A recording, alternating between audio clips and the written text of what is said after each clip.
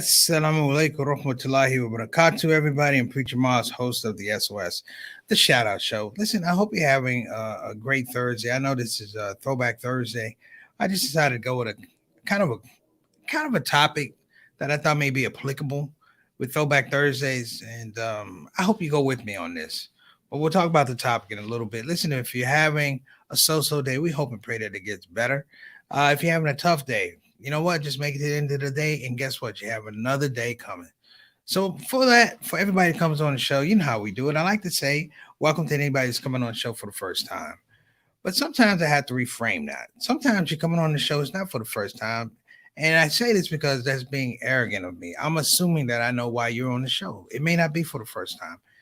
Maybe you have something you want to talk about. Maybe there was something that we talked about in the past that you want to come back and talk about in the future. Maybe it's something on your heart. You just came to the Shout Out Show and said, maybe I could be here with, 30 plus minutes with these people and get a little inspiration. I'm saying this because it ties into our topic today. And I really got excited about the topic in and of itself. And then I kind of began to dial it back and tried to mold it a little bit to uh, Throwback Thursdays, if you will. So let me reframe. If you coming on the show, you coming to enjoy yourself. It could be for the first time. We appreciate that. But if you're coming back to the show and you have, I want to say, something to contribute, or you just want to kick it with us for a while, thank you. It doesn't have to be something that's the script, brothers and sisters. The Shout Out Show, while I'm the host, this is your platform. And I'm really enthusiastic. And I want to be consistent about how we build community. That's one of the things that's been destroyed. I don't want to say destroyed, but definitely modified about how we build community. In some regards, we don't even know who our neighbors are anymore. I stand accused. We don't necessarily know who our neighbors are unless we've known them for a great amount of years. And I'll be honest. I haven't been adept at making new friends, making new acquaintances, meeting new situations, scenarios, but not necessarily making new friends. So, with that said, brothers and sisters, like I said, thank you for coming on the show. And I'm not going to say if it's your first time. If you're on the show and you like something about today's topic, hit the like button. We deal with subscription, hit subscribe. I really want to move out of that language because I'm going to be honest. That's not how I grew up. I didn't grow up with likes. I didn't grow up with notification buttons. I didn't grow up with subscriptions. I just didn't. And I have to sometimes withdraw myself and put myself in the mirror going, you know what, the social media, stuff like that. And it has its place. Don't get me wrong. It has its place. And this is not to speak anything of disparaging of social media. It's not. But I come from a time where people, when they wanted to talk to you, they would talk to you. When they have a problem, they would come call you out. When there was something good to be said, it was said in the community and it was said in a way where it made everyone else feel good. Now, I um, recently was awarded, blessed to get my master's in Islamic education. And you know the thing that was really beautiful, just the amount of love and support of everyone around me, because it was an achievement, but I felt like it was a win for all of us. So I'm going to talk about that in a little bit too. But let me introduce my people, the stars in the building, the people that make the Shout Out Show go, but also the Shout Out Show grow. And I think every day I have to thank these people, and I give them shout outs every day. And I'm going to tell you why it's important to give people their flowers. Because sometimes when you give people their flowers and you water those flowers, you may not be able to give them water for 2 or 3 days, but the water that you gave those flowers sustained them. And that's not coming from me. That's coming from the Bible. That's coming from the Quran. It's coming from the Torah. This is just good common sense about how we build community. So let me see. Our first up is our craft services director, my sister and your sister, Miss Reed. Reed, thank you so much for coming on the show. We hope you're feeling better. I know you're battling. We're trying to get you back on the road to health. God bless you. But thank you so much for tuning in. This is exactly what I'm talking about. Sometimes Sister Reed doesn't feel good, but I look over in that corner and I'm never alone. You know why? Because Sister Reed is in that corner for the Shout Out Show. So blessings to you, blessings to Derek, blessings to Jawan. We appreciate you. Next up, my main man, Altaf Rashid, another steady Eddie, all the way. I don't know how he does it. He manages to be home in front of his computer or his phone to watch a shout out show. He's all the way in Toronto. And I enjoy the comfort. I enjoy the camaraderie that I have with everybody. And the thing, but it's interesting because this is a brother comes from another, comes from another country. We haven't got to kick it or anything like that, but I enjoy that he comes, he contributes, he's supportive not of just me, but he's supportive of other people in the platform. And that's where the difference is. Thank you so much, brother Altaf Rashid. Wa alaikum assalam wa rahmatullahi wa barakatuh. Who we got next?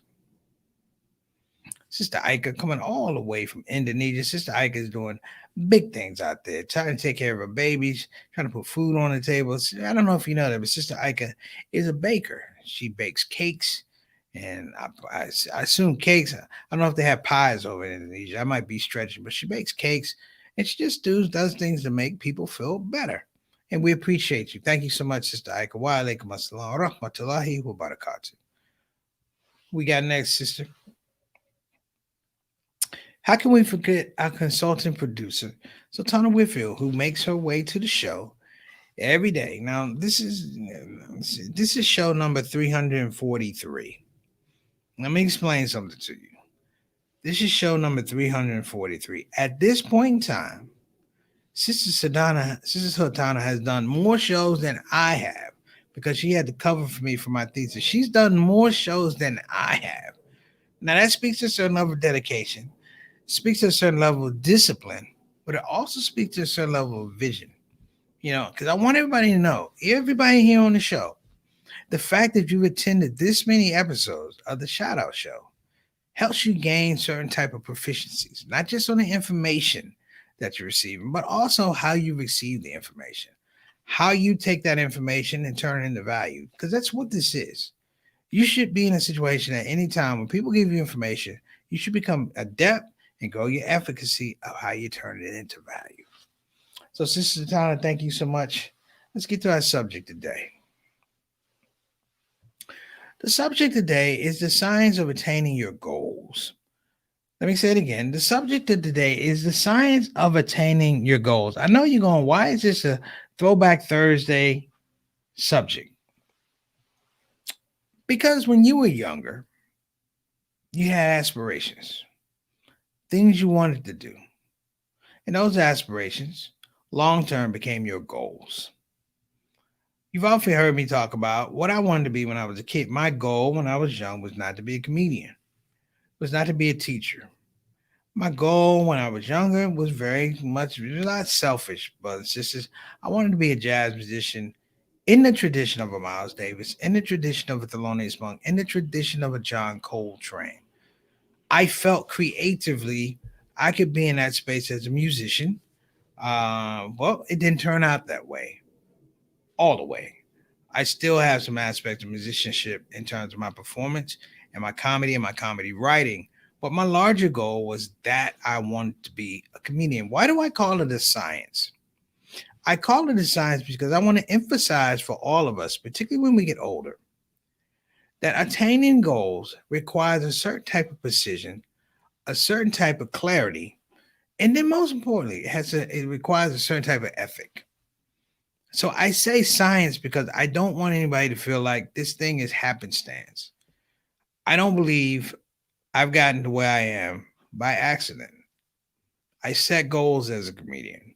I set goals as an entrepreneur. I set goals as a teacher.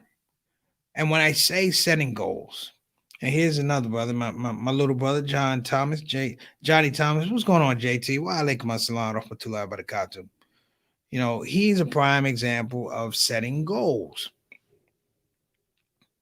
And I have to say, in our community, particularly African American community, setting goals was somewhat frowned upon early on. It was setting, and I'm going to say what I'm going to say why I say this, and it's not a bad thing. Setting goals wasn't the overall idea, because our goals, particularly our parents and our grandparents, was that they were setting precedents in terms of how we would live, not how they would live, but how we would live behind them. And this thing is incredibly admirable and noble that our parents had the knowledge and foresight to think forward for us. to believe that we should be able to operate and exist in a certain condition in this country. Those goals are a lot different than what we're talking about. See, those goals allow us to have goals, if that makes sense.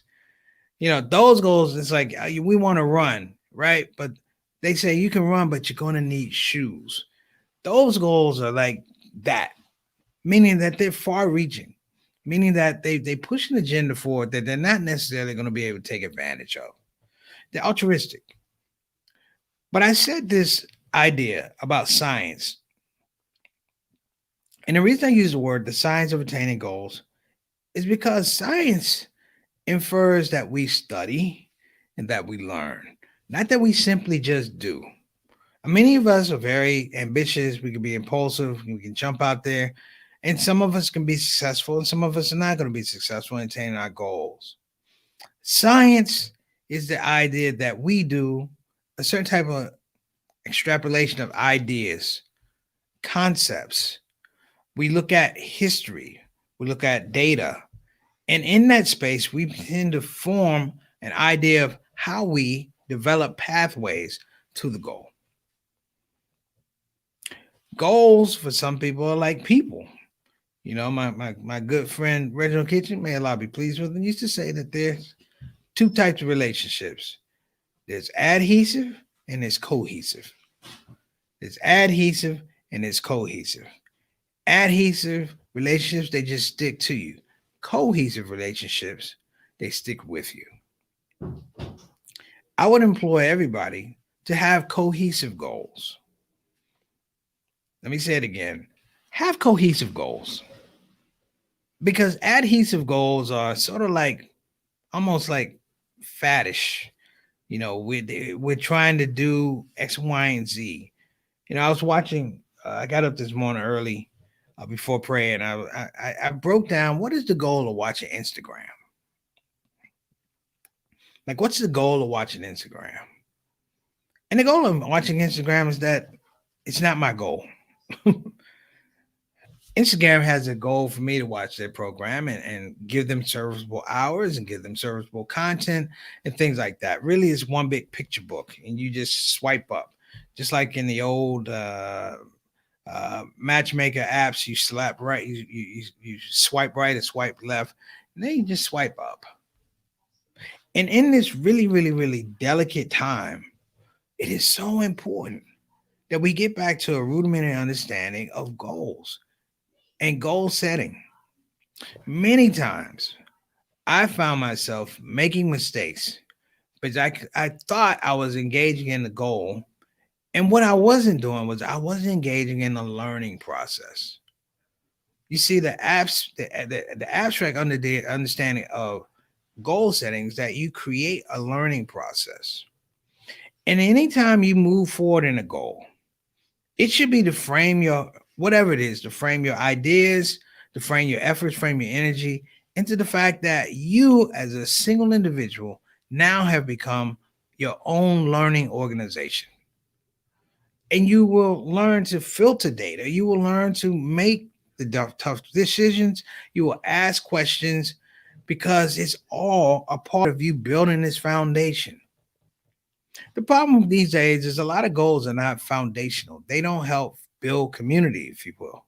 They don't build knowledge. What they build is stature or money and things like that. And that's okay if that's your goal. But put to a test, look at the achievements of people, I want to say maybe 25 years ago, as opposed to the kind of achievements we have now. I can literally think back to some of the goals my parents had for me. Trying to get me to get to a good school, trying to get me to college, trying to move us into a better neighborhood. Just goals, goals, goals, goals, goals. And the interesting part is, actually, not just the interesting part, the truthful part of it is, it has so much to do with our own wellness. I shudder sometimes when I ask some people, what are you going to do with your life? They go, I don't know. And I used to get upset. I used to get kind of, I used to get a little hit and get my feelings. What you mean you don't know? But that was coming from my own nuffs. That was coming from my own arrogance. Because it's okay not to know. I've learned that you can't jump on people about the immediacy of goals when people are trying to find out who they are. That's another science. Goals should reveal who you are. Good, bad, ugly, in between. It should really, uh, I tell folks, reveal who you are. Because a lot of times in our masjids, in our churches, and in our temples, and all these places, we've been paralyzed by the fact that, in some regards, our congregations, our ummas, can't figure out common goals. Or worse, can't figure out how to peacefully disagree over goals. And I want to stop here because I don't want to sound redundant. Because I want to pump the brakes and say, listen, from the other side of it, goals are supposed to be a very, very creative expression of your skill set, but also a creative expectation, expression of your expectations, what you expect something to be. Now, we can take some of the stuff we talked about in the past, deliberate practice, um, cognitive surplus, but those things are all a part of that cake called getting to your goal. The science part of it is interesting because you have people, researchers, who talk about folks that know how to really effectively set goals. Here's how I set a goal for myself. It's not whether I can attain the goal, but I give myself a list of here are the things that may in fact uh, obstruct me attaining the goal. These are the things that may keep me away from my goal, and I start there. And when I look at them, I ask certain things like, is this about my ethic? Is this about my discipline? Is this about my education?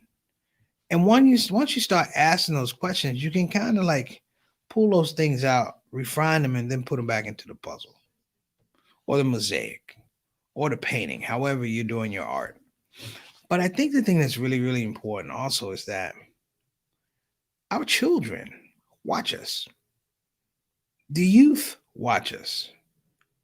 And I can say, probably for about the last 10, 12 years, as adults, as leaders, and so much as I'm talking about real meaningful leadership, it's always been hampered by the fact that kids don't feel like we model goals for them. When kids have questions about goals, a lot of us can't answer the question because we're trying to give them an answer that we think they like, as opposed to giving them the answer or the information that they need. Case in point, when I was a school teacher, a young man asked me, he said, "Do you know how to fix a car?" And I said, "No." And he walked away. The next day, he said, "Do you know how to fix a car?" I said, "No." Then he walked away. The third day, I said, "Don't say anything. You're going to ask me how to fix a car." He said, "No." I said, "You're not going to ask me how to fix a car?" He said, "Do I know how to fix a car?" He said, "No, Mr. Moss." He said, "I was asking you the other 2 days." He says, "Because I was interested in automaking."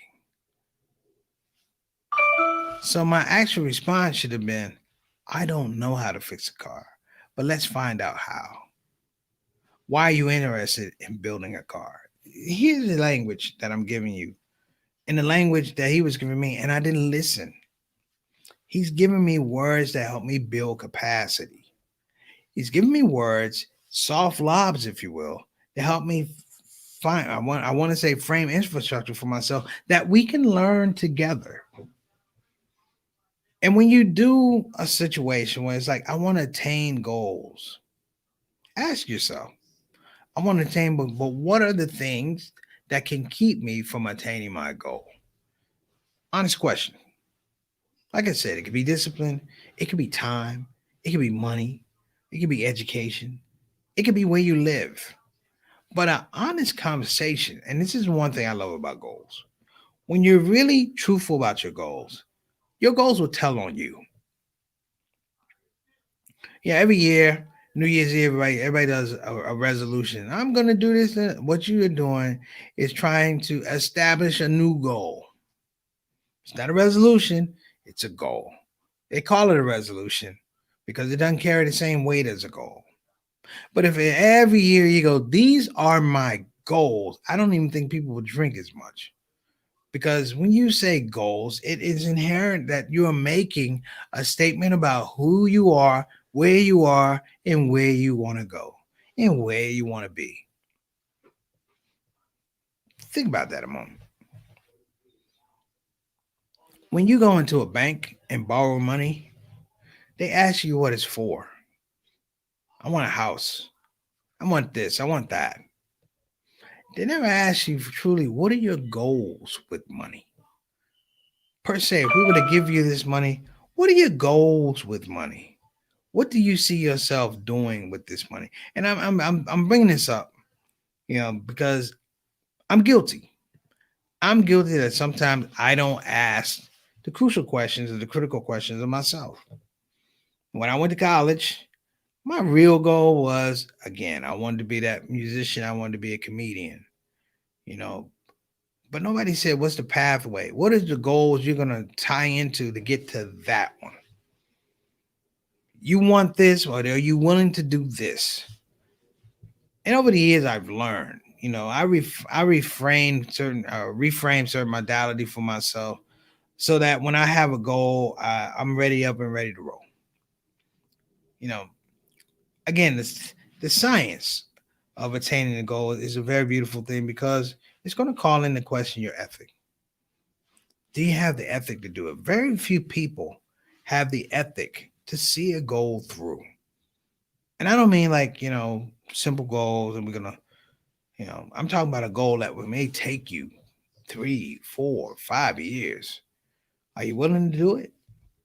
Nah, some people are, some people aren't. But look at the strategies that are employed when people say, I have a goal and I'm willing to either put forth the ethic or better yet, I'm willing to build the ethic to approach these things, to attack these things. And I think it's a miracle. You know, if I could do anything in the world at this age, if I could do anything in the world, like one wish, is to sit down at the feet of a black woman who was a slave and ask her goals. I know people say, when you want a male slave? No, because female slaves had it tougher. Their road was much more difficult than the African male slave, even though his road was difficult too. To ask her, what would your goals be with freedom? Any absence of having it, what would your goals be in terms of your political expression in the absence of having it? What would your goals be for economic freedom in the absence of not having economic access and things like that? And you begin to see what I'm talking about. And that narrative that I'm alluding to is these are people who did not have access to anything except hardship and misery, except slavery and exploitation. And here we are. We walk around. We go to Starbucks. We go to church. We do these things. And yes, there's institutional racism and foundational injustice. But we are in a prime space to pursue goals, to look at one another and say, hey, I have this goal. You have that goal. We have a shared ideology. Let's put this thing together for the good of the community, for the good of our families. When I look at social media, the thing about social media is they've gotten into the goal business now. They play on our ambitions, but they also play on our inability to follow through on things. So you have these apps now. They tell you how much. I got one that says you want to lose weight. Well, yeah, everybody want to lose weight. And they tell you, well, if you can't run, this is how much you got to walk. They said if you can't walk, if you can walk that much, this is what you got to eat. And they tell you all these things. Of course, they tell you these things for a monthly fee. But why do they do that? Because they assume, not that we don't have willpower, they assume, brothers and sisters, that we cannot attain our goals. And now you're paying for a large part because you can't attain your goals through this app and a subscription. So I don't want to ramble on too much. I really, really, really, really want to dedicate myself to some goals. Of course, alhamdulillah, praise the Allah, this Masters was a goal. It was a struggle. Everybody knows me. It's close to me. It was a struggle. I don't know how I made it, but I'm not going to ask. All praises due to Allah. And the reason I say that because I went through iterations with my own aspects of attaining my goals. I went through iterations with, of course, my ethic. I went through iterations, of course, with intent. But I do not have anything ill to say about the process. Because at the end of it, I had this particular goal. So as we wrap up, brothers and sisters, let's remember a couple things. Let's summarize a couple of things about goals. What goals should do? The science of attaining a goal.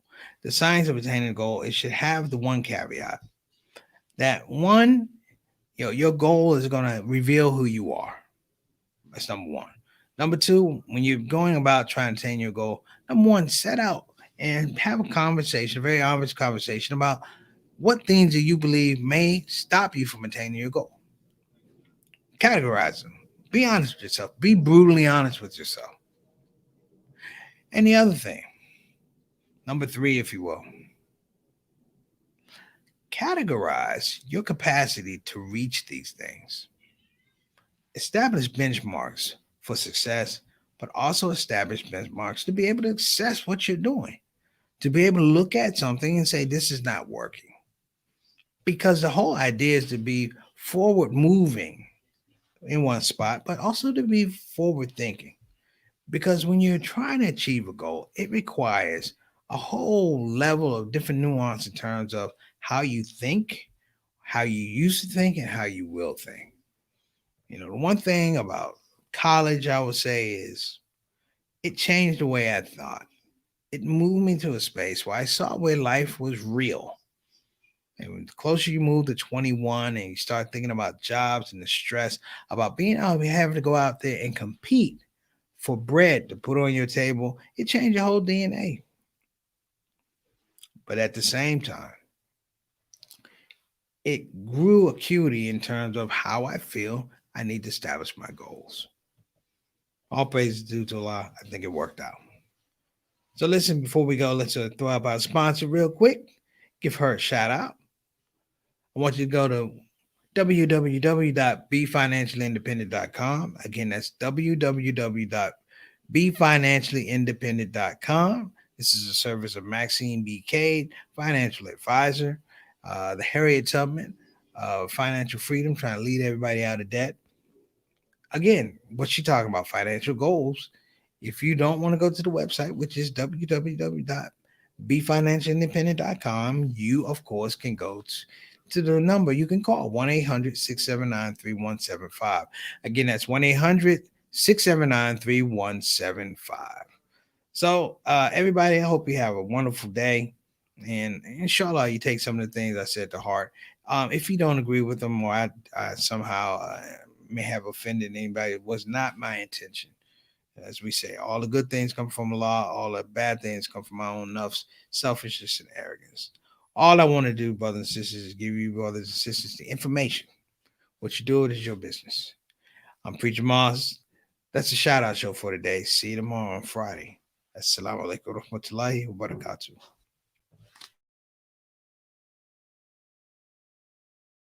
Hey everybody, this is your brother Preacher Moss. Listen, I hope that you enjoyed your shout out show experience. We'll be back with the next show, the next shout out show. A simple ask before you go, please help your brother out. Click that subscribe button, click that notify button, and I'll see you again on this side of the microphone.